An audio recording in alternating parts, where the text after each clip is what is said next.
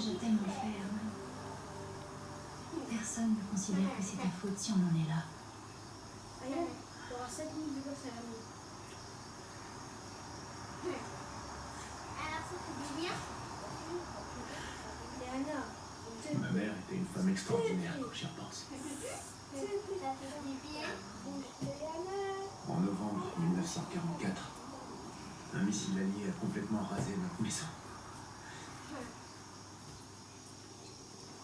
Heureusement, il n'y avait personne à l'intérieur. Mais la maison avait disparu. Voilà. Ma mère a dû m'emmener jusqu'à Mais lui. en poussant ton ego, je me souviens, tu m'as dit.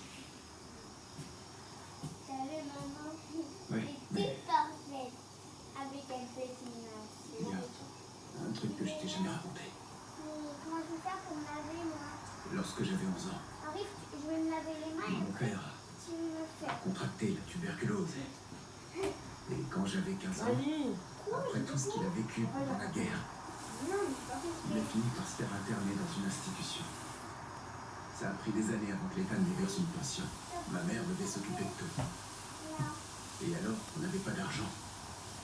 Elle s'arrangeait toujours pour qu'on ait la nourriture et des bouquins. Et des vélos aussi. Elle disait, si t'as un livre, un bon vélo, t'es sûr de toujours être libre. Et elle nous répétait, si vous avez envie d'aller où que ce soit, alors il faut que vous y alliez. Aujourd'hui, ils parlent tous beaucoup de liberté. À tort et à travers, mais c'est pas que tu manges, je vais te ramener. je crois que j'avais jamais vraiment compris On mange, je te ramène. les sacrifices que ça implique. Jusqu'à aujourd'hui, en tout cas. Quand je pense aux pauvres mères de toutes ces personnes. Et tous ces enfants que cette espèce de femme assassine.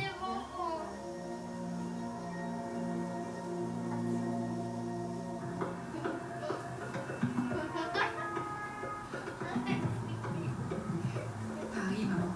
Je suis à Paris.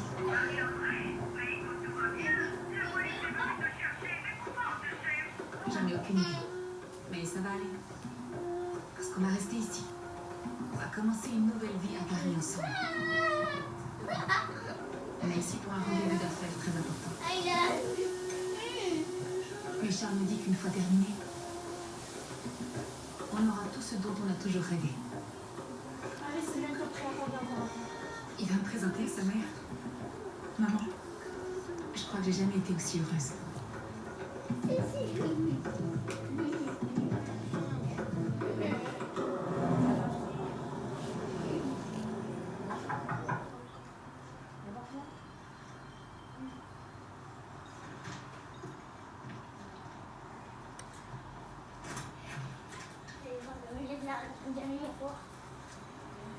Elle est splendide, ma chère. Charles, tu en avais offert une aussi belle à Juliette. Il m'a tout dit ici, j'explique. Ali, viens voir ce que j'ai eu. Il n'y a pas de secret entre maman et moi. Aussitôt qu'on sera installé ici, Les gars, on a abonnez-vous. prévu d'avoir des enfants. Abonnez-vous, les gars. Les gars, abonnez-vous, abonnez-vous. Beaucoup d'enfants.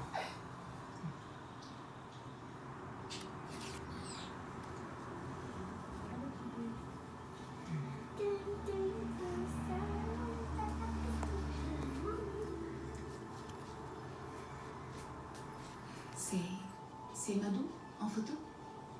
Vous permettez?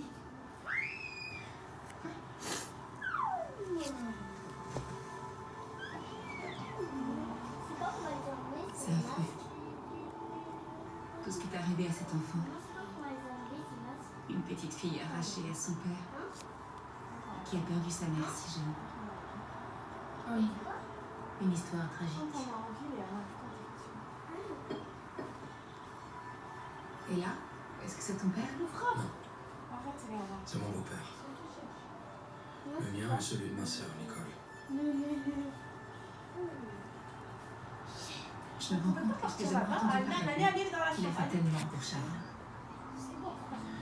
En réalité, il a Non, adopté. elle aussi, elle va aller dans la chambre. Allez, Léa. Par contre, il a jamais eu envie de faire de même avec moi. Charles a parfois été difficile à aimer. C'est jamais difficile d'aimer un enfant, je vous assure. Ça suffit maintenant. C'était une mauvaise idée. On n'aurait jamais dû venir. On rentre. On m'attend dehors.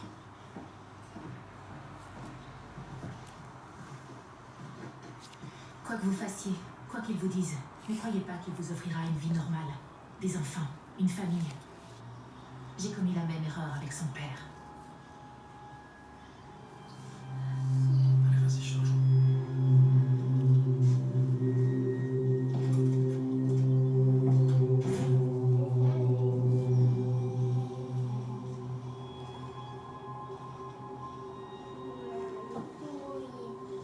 À moi.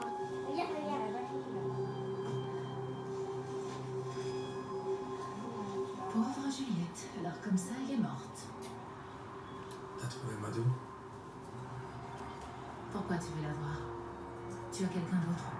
Une fille gentille, avec qui tu prétends vouloir des enfants. Tu l'as trouvé ou... Le principal là. Et Madame le Bouclin petit est atteinte d'une maladie mortelle d'après ce qu'ils m'ont dit. là. Juliette et l'enfant se trouvaient à New York, mais Mais Juliette est revenue à Paris pour veiller sa mère et lui dire adieu. tu devrais te méfier davantage, Charles. Tu auras bientôt 33 ans. Et 33 ans, c'est l'âge auquel le Christ est mort. Je suis plus intelligent que le Christ. Et je mourrai vieux.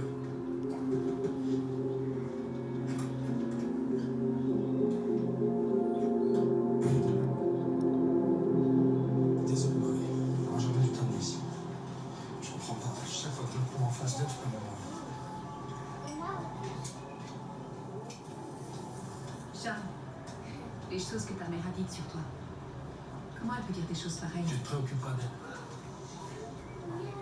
De toute façon, c'est la dernière fois qu'on la voit.